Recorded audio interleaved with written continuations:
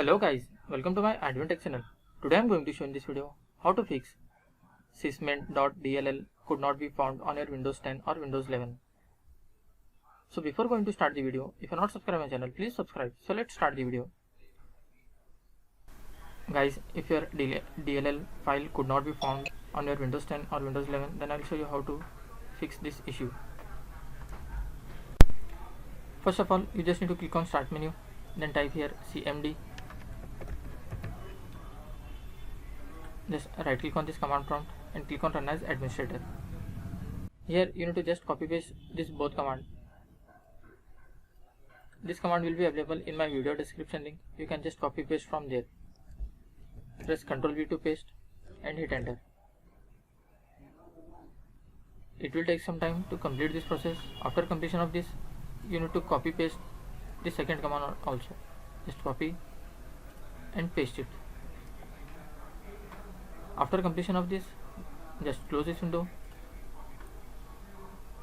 and click on Start menu again. Click on Settings. You need to update your Windows. Just go to the Windows update. If there is any update pending, just click on Update here. After completion of this update, just close this window and restart your PC. After restarting your PC, still you are facing the issue, then you can restore your PC. For that, just click on the Start menu, then type here RSTRUI. Just click on this.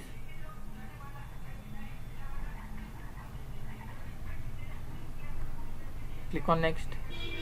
Here you need to select the restore date when your computer was working fine.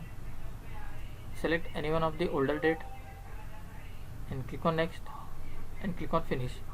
It will take some time and your PC will be restarted after this. After completion of this, hope your issue will be resolved.